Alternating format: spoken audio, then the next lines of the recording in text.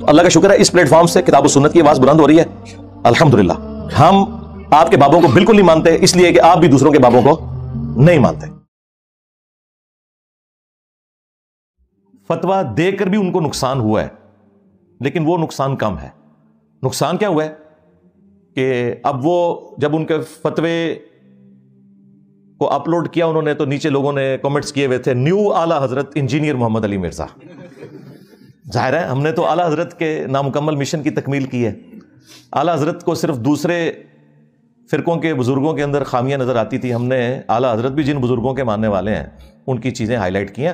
اور ابھی صرف ایک عبارت کے اوپر فتویٰ آیا ہے, یہ ذہن میں رکھیے گا, یہ ابھی 1% کام ہے, 99% کام ابھی باقی ہے. یہ نہ سمجھیں کہ یہ ایک فتویٰ دے کے تو ان کی جان چھوٹ گئی ہے. تمام عبارتوں کے اوپر فتویٰ چاہیے اور وہ بھی انتہائی سنگین نوعیت کی عبارتیں, اور وہ عبارتیں وہ ہیں جن کا یہ لوگ دفاع بھی کرتے ہیں. ویسے تو اس کا بھی کرتے رہے لیکن اس میں پھر بھی کوئی دو رائے تھی نا, ان عبارتوں کے حوالے سے تو یہ مکمل دفاع کرتے ہیں. اور میں نے ان کے جتنے بھی جھوٹے دفاع ہیں شتیہات کے نام کے اوپر یا مجنون کے نام کے اوپر یا جذب کے نام کے اوپر یا خاص حالت کے نام کے اوپر, یہ میں نے ساری کی ساری چیزیں ان کی الحمدللہ رد کی ہوئی ہیں. وہ ایک الگ سے ٹاپک ہے, وہ بارہا میں کر چکا ہوں. بہرحال کام ابھی بہت باقی ہے لیکن سٹارٹ تو ہوا, اللہ کا شکر ہے. اور یہ میں سمجھتا ہوں کہ ہمارے اسٹوڈنٹس کی کامیابی ہے کہ انہوں نے اس کا رونا اتنا رویا ویڈیوز کی شکل میں, خواہ یوٹیوب کے اوپر ہو, ٹک ٹاک کے اوپر ہو, فیس بک کے اوپر ہو, اور چیزیں ہائی لائٹ کی کہ یہ لوگ مجبوراً اس لیول تک اترے, ورنہ یہ تو کسی کو کچھ سمجھتے ہی نہیں ہے. کیونکہ بیسیکلی یہ ان کا ترہ امتیاز تھا کہ دیوبند اور اہل حدیث گستاخ رسول ہیں اور بریلوی جو ہیں وہ عاشق رسول ہیں. تو اگر یہ گستاخی مانتے ہیں تو ان کے لیے ایک بہت بڑی تکلیف دہ چیز تھی. یہ آپ سمجھ سکتے ہیں اس تکلیف کو اگر غور و تفکر کریں کہ جو اس فرقے کا زوم تھا, جو اس فرقے کی تمکنت تھی, جس کی بنیاد کے اوپر یہ لوگ کھڑے تھے, وہ تو مر گیا. ہاں اور تمکنت تو مر گیا. ٹھیک ہے, تو اس اعتبار سے یہ ان کے لیے ڈیسیژن کرنا کوئی آسان کام نہیں تھا. لیکن بہرحال انہوں نے 2 موتوں میں سے ایک موت قبول کر لی, یعنی وہ بھی موت تھی اگر فتویٰ نہ دیتے, فتویٰ دے کر بھی موت ہے. ظاہر ہے کہ پھر انہوں نے مان لیا کہ یہ انجینئر صاحب کی وجہ سے ہمیں چیزیں ہائی لائٹ ہوئی ہیں. میرے پاس ایک راستہ تھا کہ میں قرآن و سنت سے دلائل پیش کرتا, جو اکثر لوگ ہمیں مشورہ دیتے ہیں, جو ممی ڈیڈی قسم کے علماء ہیں, خود ان سے کام ہوتا نہیں ہے, ہمیں مشورے دیتے ہیں. ان کے بڑوں سے بھی کوئی کام نہیں ہوا, ان سے بیچاروں سے کیا کام ہونا تھا توحید کا. وہ جی بس آپ چھوڑ دیں, ان بزرگوں کو کچھ نہ کہا کریں. بھائی بزرگوں کی آکاس بیل ان درختوں پہ لگی ہوئی ہے, جب تک آکاس بیل کو آپ اس درخت سے نہیں اتاریں گے, جو آپ درخت کو خوراک دیں گے وہ کبھی بھی درخت کو نہیں پہنچے گی, بلکہ وہ آکاس بیل جو ہے وہ درخت کے تنے کو بھی خشک کر دیتی ہے. یہ بزرگوں کی آکاس بیل ہے جس کو میں نے اتارا. اس کو اتارنے کے لیے اگر میں قرآن و سنت کا صرف راستہ اختیار کرتا, انہوں نے پتہ کیا کہنا تھا, او جی بخاری مسلم تو سلطان بہو نے بھی پڑھی ہوئی تھی, قرآن سلطان بہو کو نہیں آتا تھا. تم کہتے ہو ایاک نعبد و ایاک نستعین, تو پھر سلطان بہو نے کیوں کہا سن فریاد پیراں دے, پیرا میری فریاد سنی کن تار کے ہو, بیڑا میرا وچ کھپراں دے جتھے مچھ بھی نہ بہندے ڈردے ہو. تو یہ سلطان بہو پھر کیوں عبد القادر جیلانی سے مدد مانگتے رہے, انہیں نہیں تھا پتا کہ قرآن میں یہ لکھا ہوا ہے. اب آپ اگر یہ کہیں کہ بھئی ان کو نہیں پتا تھا, کہیں گے اوہ توبہ توبہ توبہ توبہ توبہ, یہی کہیں گے نا, یہ بھی نہیں کہہ سکتے. اگر آپ کہیں کہ نہیں ان کو کم پتا تھا مجھے زیادہ پتا تھا, کہیں گے دیکھیں کتنا تکبر کر رہا ہے ان کو. تو اس کا البتہ کیا تھا, باپ پہ فارغ کرتے ہو. چشتی رسول اللہ, تھانوی رسول اللہ, صاحب اور شکر کی عبارت, لیوائی اعظم من لیوائی محمد, یہ ساری باتیں اتنی بار کھرچو کہ کینسر بنا دو. یہ میری دعوت کا سیکرٹ ہے جسے میں نے انجینئر کی ڈاکٹرن کا نام دیا. ہاں, اور دیکھو انجینئر دی ڈاکٹرن کام کر گئی ہے. بڑے بڑے مواحد آئے بیچارے ناکام ہو کے دنیا تو گئے, گانا کھا کے گئے, کام کوئی نہیں ہویا. میں نے یہ دیکھے جس طریقے سے یہ میں نے اس کی دوائی اینٹی وینم تیار کیا جسے میں پھکی کہتا ہوں, الزامی جواب, ان کی گستاخانہ عبارتیں انہی کی کتابوں سے نکالی, کیونکہ ان کا یہ گمان تھا اور ان کا یہ زوم تھا کہ ہمارے بزرگ گستاخ نہیں تھے, باقی سارے گستاخ ہیں. میں نے ان کی کتابوں سے ان کو الٹ دیا اللہ کے فضل سے. ہاں اب دیکھیں, اب ان کو قرآن بھی سمجھ آ رہا ہے, بخاری بھی سمجھ آ رہی ہے, مسلم بھی سمجھ آ رہی ہے. کیوں؟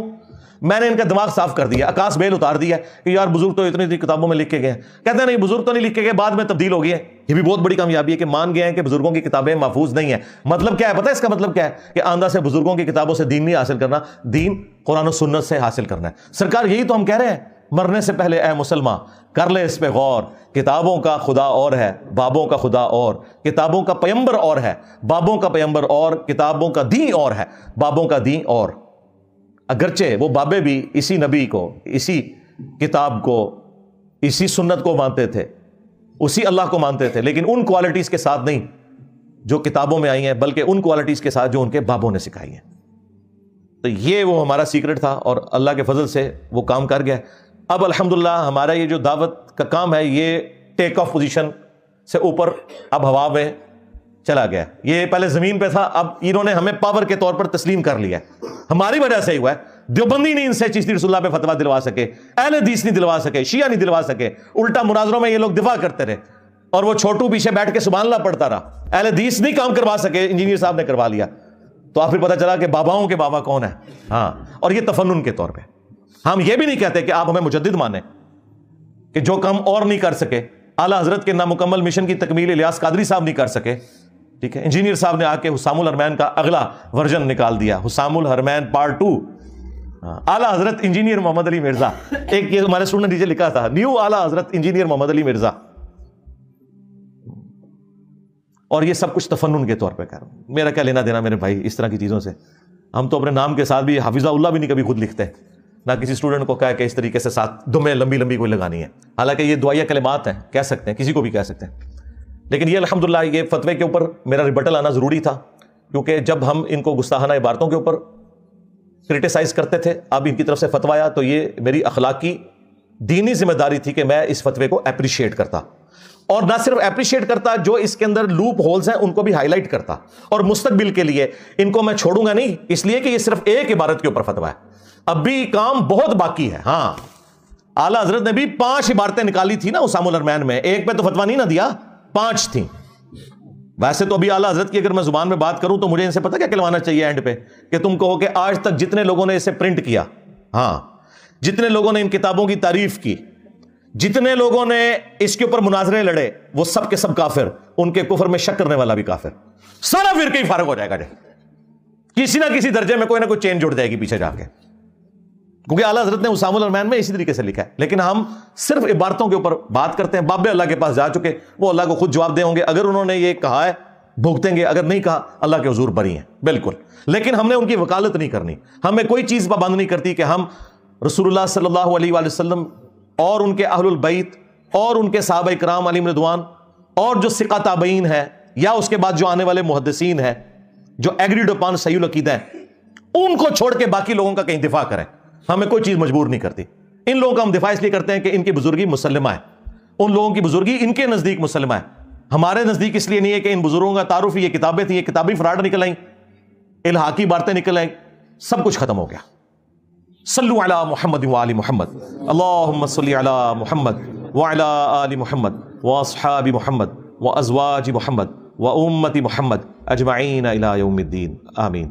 اللہم انی اسألک بانک انت اللہ لا الہ الا انت الاحد الصمد الذی لم یلد ولم یولد ولم یکن له کفوا احد، اللہم صلی علی محمد وعلی آل محمد، ربنا آتنا فی الدنیا حسنہ وفی الآخرۃ حسنۃ وقنا عذاب النار، ربنا آتنا من لدنک رحمہ وہیئ لنا من امرنا رشدا، لا الہ الا انت سبحانک انی کنت من الظالمین، اللہم اغفر لحینا ومیتنا وشاہدنا وغائبنا وصغیرنا وکبیرنا وذکرنا وانثانا، اللہم من احییتہ منا فاحیہ علی الاسلام ومن توفیتہ منا فتوفہ علی الایمان۔